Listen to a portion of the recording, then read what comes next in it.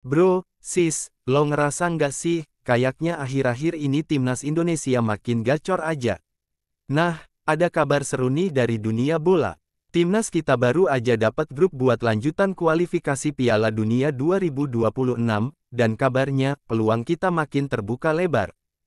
Drawing Group. Jadi gini ceritanya, timnas Indonesia tergabung di grup B bareng Arab Saudi dan Irak di putaran keempat kualifikasi Piala Dunia Zona Asia. Sementara grup A dihuni Qatar, Uni Emirat Arab, dan Oman. Pertanyaannya sekarang, apa kita harus takut?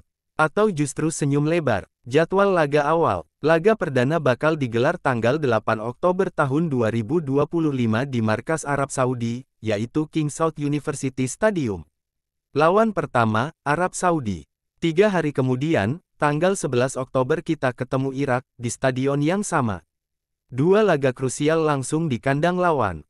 Deg-degan, pasti, tapi ada modal nih yang bikin kita pede. Ulasan media Malaysia. Media Malaysia, Stadium Astro, malah ngasih semangat. Mereka bilang, timnas Indonesia punya peluang cerah buat lolos ke Piala Dunia. Wah, ini bukan pujian biasa, bro. Ini Malaysia lo yang ngomong. Kalau tetangga aja percaya, masa kita enggak? Modal kemenangan lawas. Salah satu modal terkuat yang bikin kita dipandang serius adalah head-to-head lawan Arab Saudi di putaran ketiga kemarin. Indonesia sempat imbang 1-1 di Riyadh, dan yang paling bikin geger, kita ngebantai Arab Saudi 2-0 di Jakarta. Coba deh inget momen itu. Bangga, wajib, karena bukan sembarang lawan yang kita libas, bro. Statistik yang bikin percaya diri. Lo bayangin, Arab Saudi itu negara langganan Piala Dunia.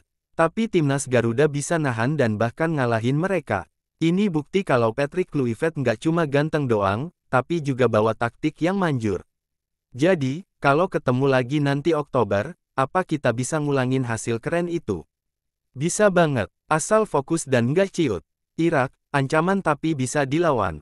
Gimana dengan Irak? Memang mereka kuat, punya sejarah panjang di Asia. Tapi jangan lupa, mereka juga bukan tim yang selalu konsisten. Kita punya speed, semangat, dan support dari rakyat plus 62 yang nggak pernah padam. Timnas sekarang bukan lagi tim yang bisa dipandang remeh, bro. Kita datang buat bersaing, bukan sekadar numpang lewat. Format lolos dan jalan panjang. Nah, lo juga harus tahu nih sistem kelolosan di fase ini agak njelimet. Jadi, cuma juara grup A dan B yang langsung dapat tiket ke Piala Dunia.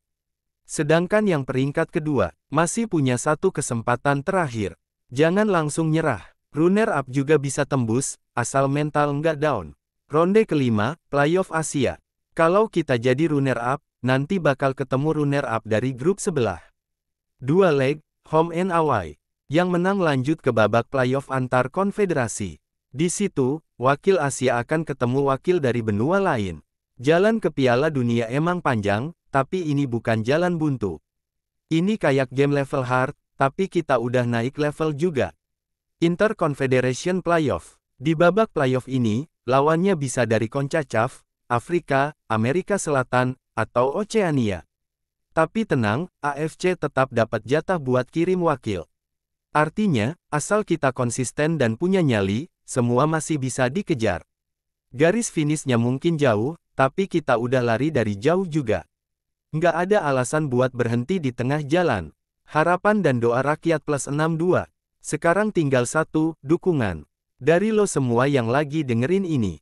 Dari tiap fans bola, dari tiap anak muda, emak-emak, bapak-bapak, bahkan yang baru ngikutin bola karena vibes doang. Garuda butuh doa dan semangat kita. Karena sepak bola itu bukan cuma 11 orang di lapangan, ini tentang seluruh bangsa yang berdiri di belakang mereka. Jadi, siap nggak lo buat Oktober nanti? Siap nggak lo dukung timnas sampai akhir? Karena sejarah nggak akan nunggu kita siap. Tapi kita yang harus maju dan jadi bagian dari sejarah itu. Gaskan Garuda, waktunya bikin dunia tahu, kita bukan lagi kuda hitam, kita kuda balapnya Asia.